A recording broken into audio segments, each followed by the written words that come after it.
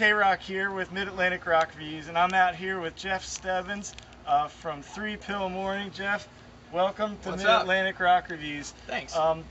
We actually saw these guys for the first time last night, and we're so taken with them that we decided to come back again tonight, and we wanted to see them again, and Jeff was nice enough to grant us an interview. The first thing I want to ask you is, where are you guys from? Half of our band is from Minneapolis and half of our band is from Nashville, so we've kind of got a mishmash of the South and the Midwest, so we're all over the place. And then you are from an area that I believe Miss Mid-Atlantic behind the camera there is a little familiar with. Yeah. Are you in Minneapolis, or are you... Well, I live in the Twin Cities, but I grew up in a small town up by Superior, where you are from apparently. Yep. Originally from, or? Yep, originally. Grew up there. Cool. Now, the first thing that I started looking up you guys last night, there's like a message behind, I don't know if it's behind you or your band, of like, it's a positive attitude message, because I got to cheat a little here, but the album, Take Control, and then you start looking at the title, Side Effects of Ambition, and then even on your website you got something about about being relentless. What's that message all about? Well, I mean, in this day and age, I guess the approach that we take is you need to be on the road, you need to be out meeting people, you need to give it everything you got, or success isn't going to come to you, so we're going to go take it. You know, that's kind of been the message of our music and how we feel about everything. I mean, we just take a real team approach and trying to make things happen, and so far things are starting to happen, but we want to keep pushing to that next level all the time. Now, the two albums, they seem to have a little bit of a distinct sound to me. I did a crash course last night. We bought both of them at the show. If you go see these guys, you're going to want to do the same thing, I promise you. There's probably a line in there buying them now. And seems to be a real difference behind the album. Am I reading that right, or the style? Yeah, well, the first, we had done some smaller EPs before, but the CDs you bought last night are the first full-length ones. The first one we did self-produced, you know, we're doing a lot of different songwriting things that we were trying. And then this last one we enlisted some guys like John King, Brian Virtue, Corey Lowry. You know, these guys have worked with Seven Dust, Chevelle, Augustana, you know, a lot of big name bands, and kind of helped us round that sound out. You know, we were able to actually, we were always writing while we were on the road, so, you know, you get in, you do a couple tracks and back out. Well, this time we actually got to be in Nashville this winter and just focus on writing an album. And so that's why, you know, maybe it sounds a little bit different, and obviously from album to album there's always going to be differences as well, but you know, it was really just trying the new album, Take Control, trying to just push our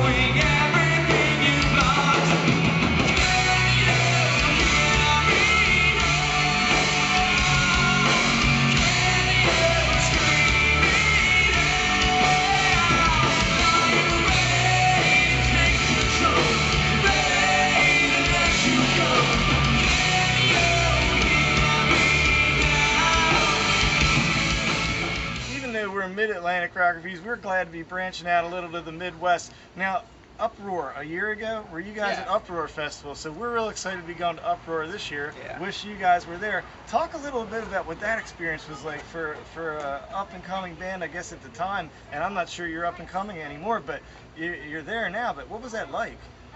I mean, it was a great experience. We're lucky to have a lot of people that back us up. You know, even though we're doing things independently, Jägermeister helped us out to be a part of the Uproar Festival, and for us to, you know, get introduced to large crowds like Uproar brings. I mean, it was big for us. So now we go back to those markets and we've got a lot of fans there. So, I mean, it was, anytime you're playing in front of thousands of people, it's what you dream about doing every day. So it was great. When you're at a festival like that, did you guys have a chance to take in the festival? I mean, are you working so hard, or did you actually get a chance to take in any bands? And who'd you really enjoy if you did?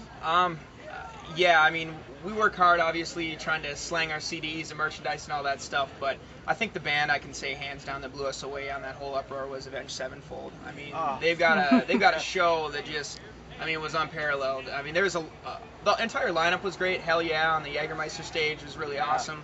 But the way that A7X comes out and just kills it was a lot of fun to do that night after night. Yeah. We saw them at Rock on the Range from about as far back as a human being can be, and we're looking forward to seeing them again. Awesome. Loser, the new single. Talk a little bit about that. Is it getting a lot of airplay? How's it coming along? Yeah, Loser right now is racing its way up the charts. I think we were in the mid-50s or something this week, so we've just every week it gets added at more and more radio stations nationwide, which is exciting. And you know, it's a song that I've kind of had in the back of my mind for a long time, kind of calling out people that they just don't do anything, right? You know, they're a waste of space. There's a lot more to life that you can do, you know, and we're trying to live the dream and do everything we can. And there's a lot of people that just let that pass them by and don't do anything. So, you know, that's kind of, the song's pretty blatant. You know, we're calling them out and we're saying, hey, you know, wake the hell up and do something with your life. You know?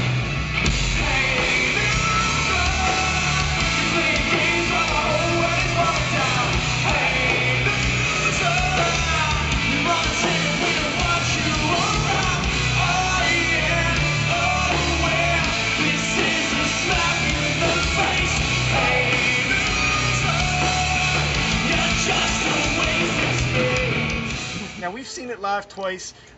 Get out there. We'll try to put a little clip or some part of it out there for you to hear, and get on your phones and get to your radio stations, because Loser is a killer song. It's killer live, and we had a chance to listen to it on the CDs, so we're big fans of that song. Awesome. We'll only hold you up another minute. Just one more thing that I was curious about is the Minneapolis rock and roll scene. I'm seeing a couple bands come out of there. How is it tough to make it out of Minneapolis? Do you have to relocate, or what's the scene like there? You know, in this day and age, I don't think you need to relocate. You can be from anywhere. You just need to get a van, get a trailer, and get your ass on the road. You know, I mean, that's basically what it's about. And the bands in Minneapolis that have been successful are, you know, friends of ours that have done the same thing. They're as relentless as we are, and they're out pushing, you know, everything they can. And that goes for somebody coming from South Dakota or Maine or wherever. I mean, you got to do it. You got to get out there, and you need to own your local scene, of course, but you need to branch out and start to, you know, get that regional buzz, and then hopefully we're getting a national buzz now with the single on the radio and some really awesome tours, you know, Nonpoint, Pop Evil, all bands that we look up to and, you know, love being on the road with, so we want to keep that rolling, you know. And our followers know we are huge Pop Evil fans. Do you have any good Pop Evil stories to tell us? Who's the crazed one in the band that we might? I mean, we kind of have our opinions, but who's the maniac? I don't know. I'll just say that, you know, I've had a chance to talk with Lee a little bit, and he is just extremely down to earth and a guy that can just kind of, you know, he tells you how it is and things that he's been through and how we can use that. And, you know, those are the kind of guys that you want to be hanging around with, is somebody that can, you know, give you a little nudge or let you know, hey, you know, here's what we went through. You know, we're doing the same crap you guys were in the van and the trailer, and, you know, to watch them, you know, blow up year after single after everything, you know, it's exciting to watch them, and hopefully, you know, that's why we're on these tours, you know, to get a chance to do that kind of stuff. Awesome. Folks, this is Jeff. The band is 3 Pill Morning. They're from Minneapolis, although he has a tendency to introduce them from weird places like Beijing, and I don't know what he said. The United States of America. Yeah, but they're actually from Minneapolis, so check them out. Go on iTunes, get the albums, come see them live and buy the albums. You'll be even better. They'll sign them up for you. So go see these guys. They're awesome. Great to meet you, man. Thank you very much for having us. Thanks.